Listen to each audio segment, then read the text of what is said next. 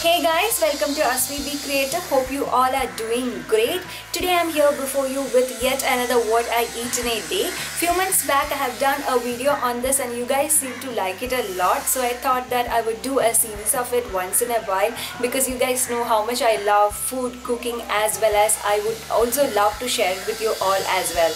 One more thing I need to tell you guys is that this might not be a very healthy version of food for some of you guys because it's a little bit on greasier side. But still I thought like I would share with you all. So let's get started. I'm starting my day off with handful of nuts which includes almonds, pista and walnut. I'll be sharing this with my husband as well, and also half a glass of coconut water. Usually I have lukewarm water, but since today I have coconut water, I am having it. For breakfast, I am preparing Velayappam. It is the authentic Kerala dish, and as we prepare for dosa and idli, and same way we need to prepare batter for this, but it is completely different from dosa and idli batter. And I am pouring 1 spoonful of batter to this kind of vessel, and I'm just rotating the vessel so that the major portion of batter is in the middle and a thin layer is formed on the sides of the vessel. And for the curry, I have prepared the spicy masala egg curry, which goes really well with appam. That's because appam has a little bit of sweetness to it, and that makes it go really well with any spicy curry, with whether it is like vegetarian curry or non-vegetarian curry. It's just amazing. So this is how appam looks like. The middle portion will be like really soft and the sides will be like really thin, and it's so yummy, guys. If you're going to Kerala or if you get a chance to make it at your home itself, just try it out. It's just so amazing.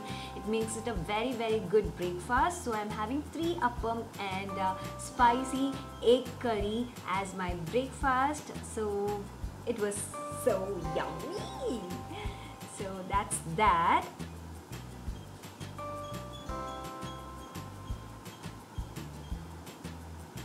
And for lunch, today I'll be preparing something special with rice. That is this tapioca chicken biryani. For that I have already prepared the chicken curry, nice masala chicken curry, and I have also cooked the tapioca. And to this curry I'll be adding the cooked tapioca so that the curry is nicely soaked in the tapioca and it becomes a solid or like dry dish. Actually it is a dry dish. So for last like seasoning, I'll be just frying few shallots in coconut oil and just adding it to the tapioca chicken biryani. And again it's like really spicy, nice masala thing, and I just love tapioca chicken biryani. If you can, go ahead and try it out. Definitely try it out. And for lunch I'm having rice. The side dish is beetroot with a little bit of scraped coconut, 2 slices of cucumber with a little bit of salt and pepper to it, and the star of the day is tapioca chicken biryani.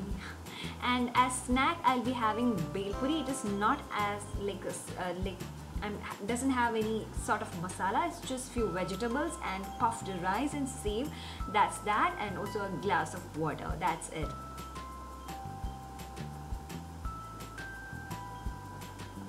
And for dinner I'll be having 3 chapatis and green peas curry, and the curry is made from the same masala I have made for the breakfast. The same masala was there, leftover masala was there. To that I added cooked green peas, and the curry is ready. So I just adjusted with that. I didn't make any new curry as such, just chapati and green peas curry. And to satisfy my sweet tooth, I'm having my favorite chocolate, that is this Galaxy chocolate. It's my fave.